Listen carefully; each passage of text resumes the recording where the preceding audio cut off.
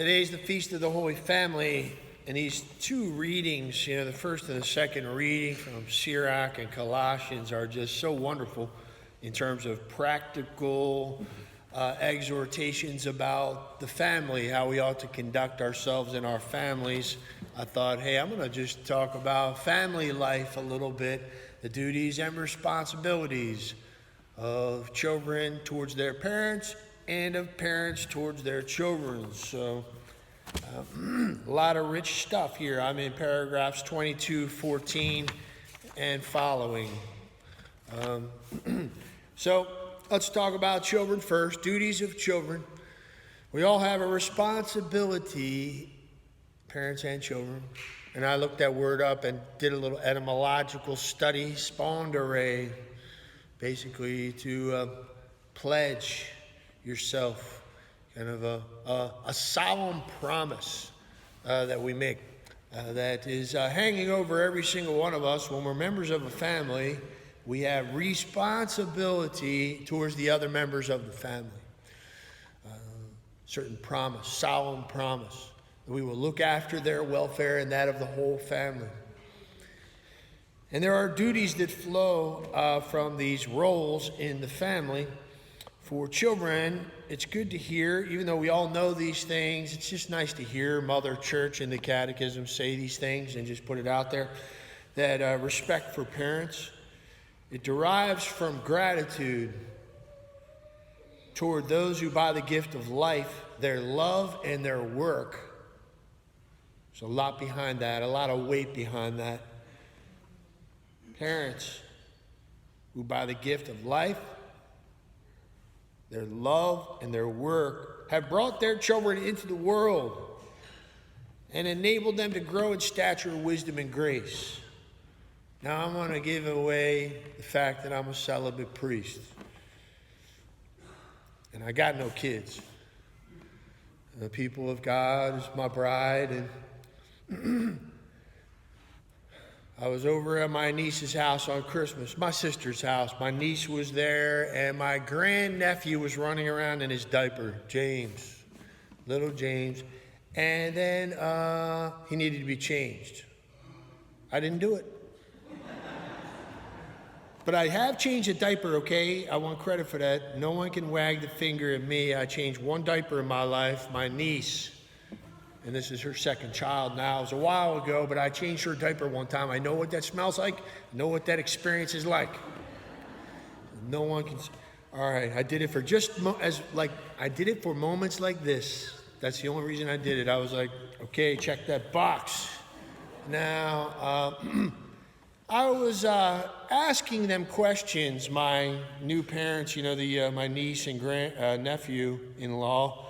And I was asking the parents, now they're working on they got number 2 here. And how does that work with diapers? First of all, I know this is something I probably know in a general, vague sort of way. How long does it take to potty train a child? And I guess I always knew that in a general way, but they said, at least 2.5 years, sometimes a lot more. It just hit me like a ton of bricks. 2.5 years? Unable to control yourself? Other people having to clean up your behind for 2.5 years. That's unbelievable. Anybody who does that for us deserves a serious amount of respect. It's just oh my gosh. That alone is just so impressive to me. It's I said, well, isn't it dangerous to, he doesn't know what he's doing. You better keep a diaper on him at all times or there's going to be a problem. They're yeah, absolutely, man. I'm telling you, if he gets out of his tubby and he's running around in his birthday suit and you're not paying attention, you might come into the living room and find him standing there like the Trevi Fountain in the middle of the rug, laughing while he's doing it. It's just awesome to me, to just stop and think about your parents and the respect that derives from gratitude towards those who gave us the gift of life and have, through their love and their work, brought children into this world. It's just awesome. We owe them respect and docility and obedience. Docility comes from the word dotere, to teach. And obedire, obedience, to listen to hear. Kids have to hear and be teachable. Nothing more frustrating than, I'm sure, than a child who just refuses to receive correction. There's so much of the wisdom literature in these passages from the Catechism. They're all over the place. Today, as soon as they start talking about marriage and family, there's so much practical wisdom in the wisdom literature. Sirach and Proverbs especially are just rich with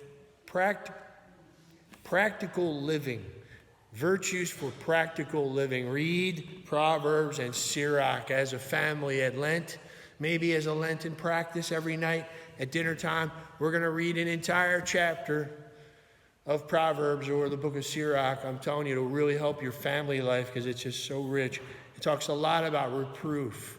We have to reprove those who we love. Children have to be reproved because we're crazy. When we come out of the womb, man, we're filled with character defects like crazy. And the home is a school of virtue, the family. That's what it is. It's an apprenticeship, the Catechism says. An apprenticeship. I like that language. In virtue, in self-denial, sound judgment, self-mastery. We learn to forgive. We learn to be generous. We learn these things. How to overcome pride and selfishness in this school of virtue we call the family, this apprenticeship, and therefore we need reproof.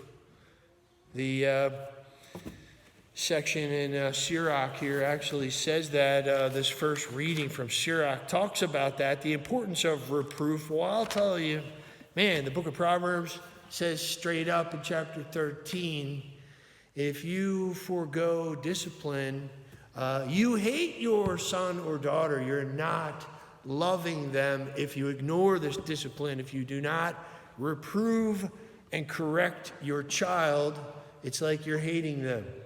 To love is to reprove at times. That's the duty and responsibility of a parent to do that, and for us to be humble enough to receive it. The wise child, discerning, understanding child appreciates that and receives correction in their life. They are teachable or docile. And even when we get out of the house and we've been emancipated, we're no longer under the obedience. We're no longer bound to obedience to our parents. Once we are emancipated, the Catechism says, that obedience ceases at that point.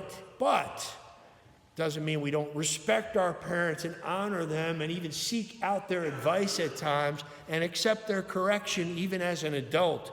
Isn't that interesting? So our relationship continues. Now let's talk about parents. Parents,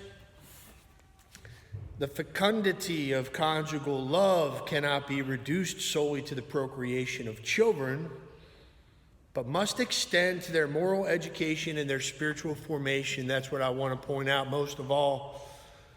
Children have been entrusted to parents. They are not the creators.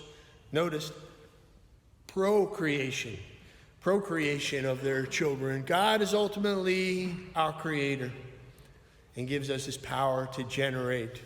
And God creates our soul the instant we're conceived in the womb. A zygote, one-celled being, one little cell that can fit on the head of a pin. God infuses a soul, specially creates it ex nihilo, out of nothing, and pours it in to our body. And this is not something the parents create or generate. The soul is made special by God. Therefore, we are literally children of God. The Catechism says parents must regard their children as children of God and respect them as human persons. That's pretty cool because it just makes you feel like the weight of responsibility of a parent, of what they've been entrusted with, is unique, unrepeatable, incommunicable.